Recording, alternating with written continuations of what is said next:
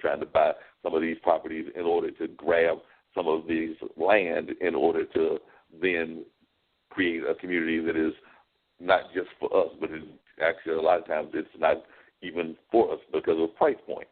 Because I know even like, as I was thinking about like downtown Durham, a lot of people, there was a time that you could go through downtown Durham, and as a friend of mine says, he could blindfold you and walk you down the streets, and there would be no danger of you getting hit if it was after like the 5 o'clock hour, because at that time it was mostly just maybe a few lawyers, bail bondsmen, a couple of little small businesses here and there. But then as soon as 5 rolled around and the court closed and things of that nature, it pretty much the street rolled up and everything. But now it's got a vibrant downtown with clubs and nightclubs and bars and things that have the ballpark. We've got like a AAA ball team that does quite well. We've got DPAC, which is an event center. They've actually got Hamilton showing right now and everything. So we've got all these kind of event spaces and things that are going on a regular basis. So it's not like it used to be. But one of the complaints that people have is that they don't see enough of us owning those properties in downtown. I mean, there was even some folks, including some that we've had on the show in the past, that saw the vision and saw the vision of what the city was trying to do, and they might have even tried to talk some of their people into getting into the game, but not enough of us got into the game. That's not to say that there aren't some businesses and buildings that are African-American owned, but it's not nearly the percentage of what the population is. Yeah. And I think that problem when it comes to development, even in the luxury stuff or the upper middle class stuff, is sort of twofold. I think some of it is exactly what you just said, that people just don't get in the game. So there are people who know, and for whatever reason, they're apprehensive about spending money in those places, and and there are plenty of reasons about black folks not wanting to invest in black communities. That's a whole show in and of itself.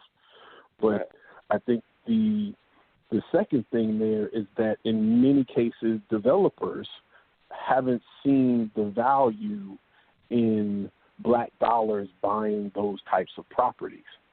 Many of the developers that I've encountered they don't get up and say, hey, well, I just want to sell this building to white people.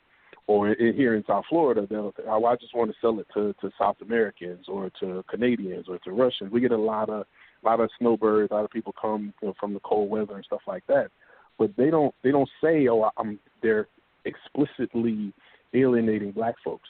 What they do is they advertise these properties in the places that they've always advertised them, in places like the Wall Street Journal, in places like the Robb Report, in places like the Forbes magazine, places that traditionally don't have very heavy African-American readership.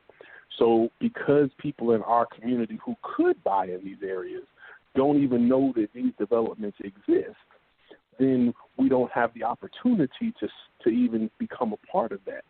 Part of what I'm trying to address, and what I talk to other specifically high-end agents when I talk to them about advertising properties and things like that, is making sure that you make a concerted effort to advertise your properties in places where there are African-American readership. When was the last time you saw a real estate ad in an Essence magazine or a Black Enterprise? You haven't, because they're not spending those dollars in those places. I think as we can start having more, it'd be great to have more African-American developers, but in addition to that, having non-African-American developers see the value in those black dollars. It's very interesting that, they, in many cases, all types of industries, the entertainment industry, the clothing industry, they see big value in black dollars in those places. But you don't see that same focus on African-American dollars in the upper middle class or luxury real estate markets. And that's something that, outside of just building affordable housing and talking about that stuff, I think there's a very big opportunity, a very big disparity that can and should be addressed in the upper middle class and luxury real estate markets when it comes to African Americans. Yeah, no doubt. And one of the things that I'm curious about, well, a couple of things that you got me curious about now that I want to raise and bring up in terms of conversation, is that one, when I think of one, I used to love going down many years ago to South Beach when they had the Black Film Festival that they do every year. I believe it's still back in South Beach and everything, and I keep saying, me and some of my friends, that we're going to come back to it and really enjoy the environment that is down there. But one of the things that we know about Miami is that Miami has, and this South Florida in general, has tons of these athletes and people that are actually able to make these kind of changes that you're talking about with their money. But I get the impression that not enough of us, even in those games, because, I mean, Miami has a rich music scene. It has a very rich cultural scene. It definitely has a rich athletic scene. But I don't hear enough. And like I said, I'm not in that game. I don't talk to these people on a regular basis. But when I do read about what our folks are doing, whether that's on the Dolphins team or whether that's on the Heat team that is in Miami, I don't hear enough of us that have that kind of resources actually using the resources that we have to actually invest. I mean, I think that's part of the problem that we have even in the entertainment industry. Is that, yes, we've got tons of folks that are stars and everything and have made a mint off of their careers, but I don't know that they do a good enough job in terms of flipping it back into investment, not just for them, but for their children, or if they're like me and don't have children, their nieces and nephews and other people that are part of their lineage if they don't have kids of their own. Yeah, I agree. There's not a lot of focus on generational wealth. There's in most cases, you know, I encounter people who are they get very interesting advice, I'll say, from the financial planners and the people around them, that while it may in many cases be well intentioned, I don't always think it's the best advice for the long term. And if you couple that with a lot of these guys are relatively young and used to spending a lot of money on foolishness, and not balancing out that foolish spending with responsibility and stuff, you know. And I get it, you know. My first big check, I went out and spent a whole bunch of money too. So I understand that, but I think the thing that a lot of these guys have to understand, a lot of people in general have to understand when it comes to that type of money, is you got to balance that stuff out. So if you're gonna spend, you know, $10,000, $20,000, $30,000 at a strip club, you got to be able to spend $10,000, $20,000, $30,000 on an investment property, or on, you know, some sort of other, you know, equity investment that's going to pay you. You know, that doesn't happen. So that combined with the fact that many athletic careers aren't sustainable. So because of injury, because you get traded, because the game just changes, you know, stuff like that. It doesn't put them in very good positions.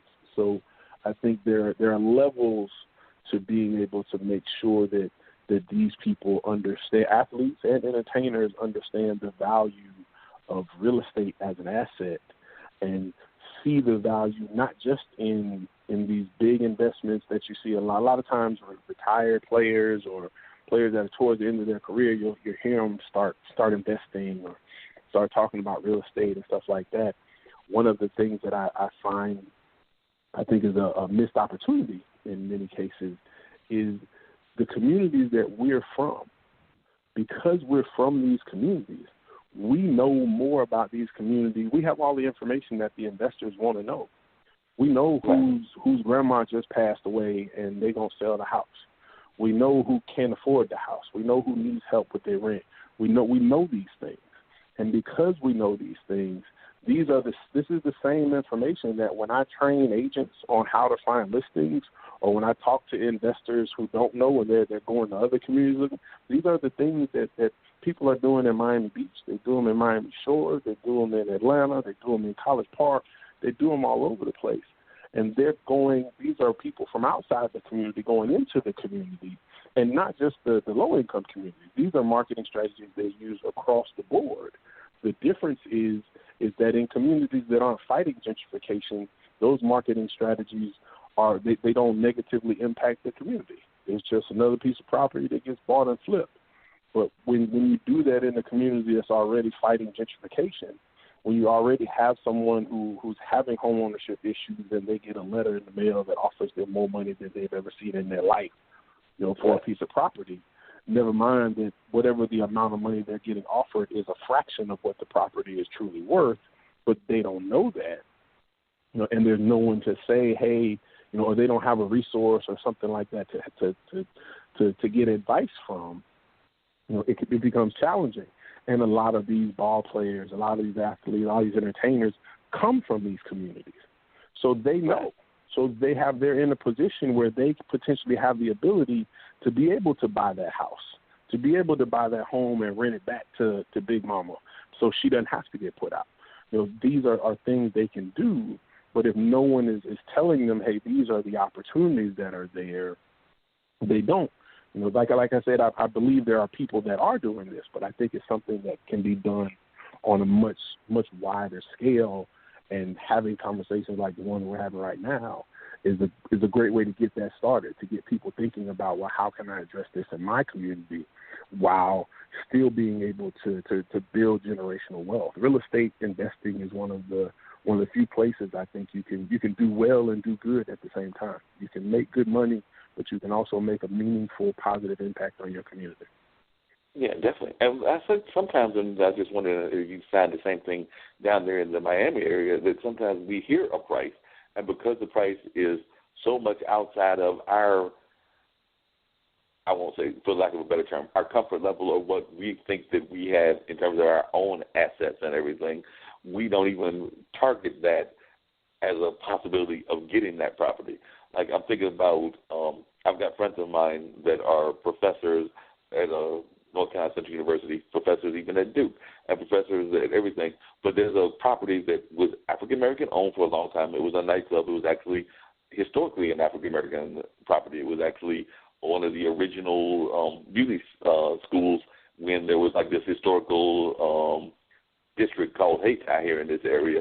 There was like a kind of a Tulsa African-American business community that existed here in Durham. But when they hear about this property now on the market, and yes, it's even being handled by a brother as the agent and everything, but when they hear a figure of 1.2 or 1.4 million, most of them are like, look, I don't make nowhere near that as a teacher or as a professor or as or whatever field that they're in.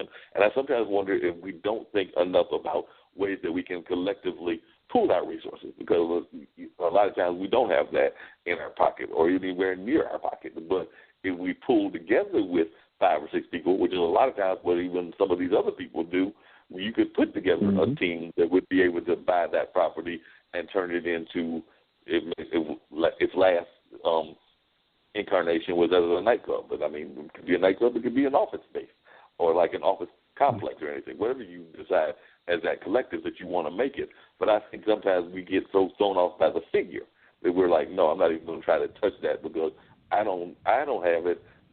My people in my inner circle don't have it. But I don't think that we think about the fact that if we combine the inner circles, that might be enough of that to be a viable option, even if some of the people in that inner circle don't even have nearly anywhere of that kind of money, but they might have other parts of the resource that they can contribute. But I think that sometimes we don't even think about ways to make that happen. Absolutely. I agree. I think one of the things that I find comes to real estate is that the concept of group economics is something that we don't have enough education about. So understanding how a hedge fund works, how a private equity group works, which is basically a bunch of people with a little bit of money putting all their little bit of money in it to make it a lot of money, and then sharing in the profits from whatever investment is made with that pool of funds.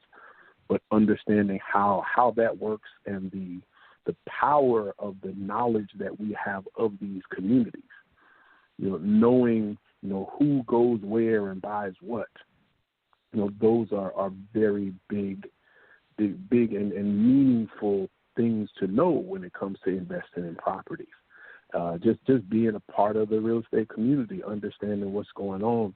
So the sort of underlying theme of all that we're talking about is education. Once you sort of understand the baseline and how these things work, then you can lay on top of that foundation of information more and more things. I talk to my kids about real estate all the time. When I go out and show properties, I take them with me. They've seen, $30,000